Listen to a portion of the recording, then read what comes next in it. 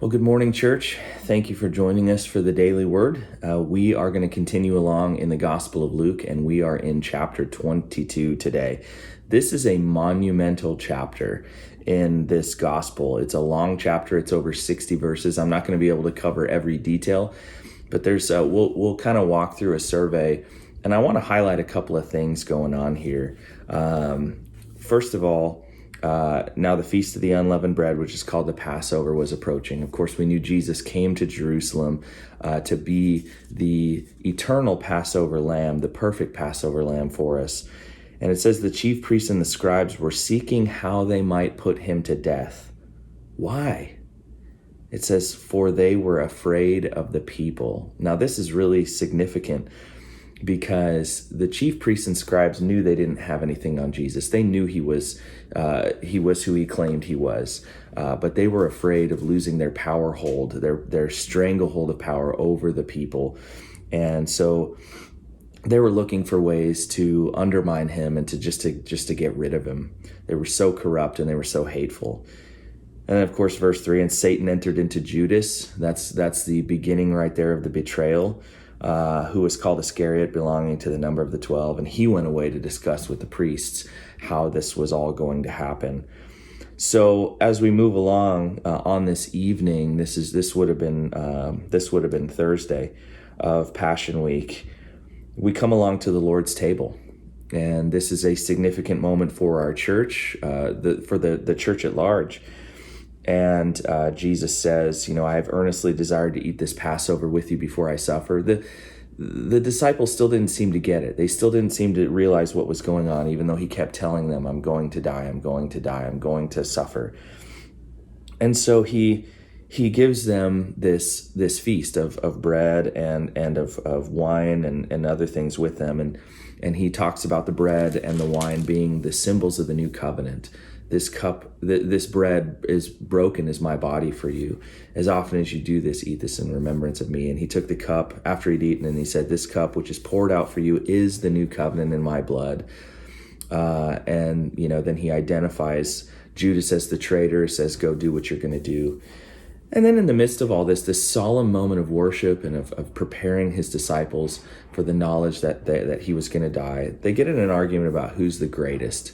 So you can see where their heart is. They want to be the greatest in the kingdom. Lord, who's going to,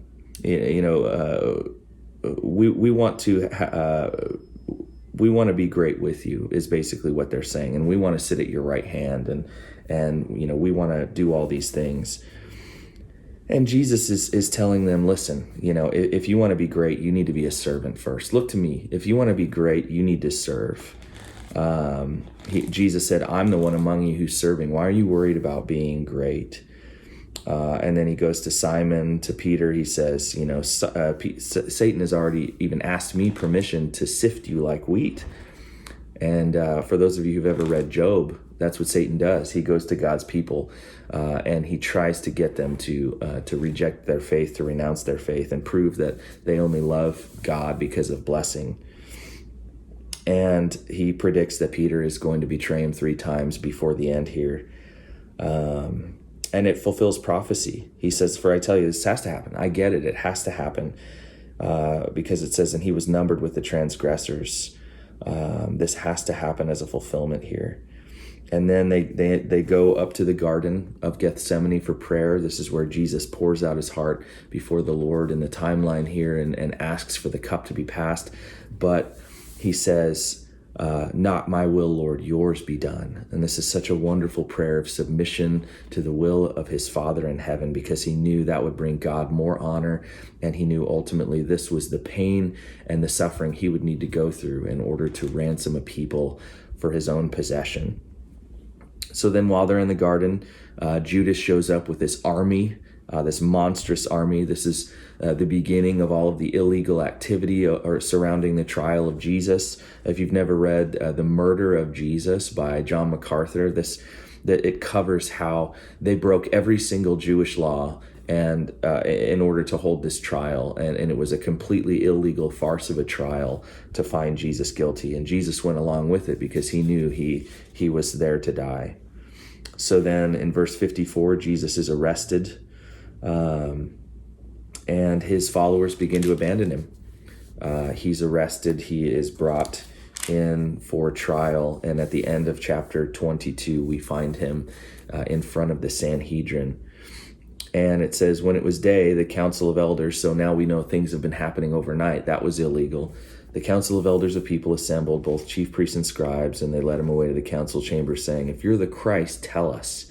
Now they already knew, but he says, if I tell you, you will not believe. I've been mentioning it my whole ministry so far, and they're critical of his answers, of course, and they want to just find him guilty of whatever they can.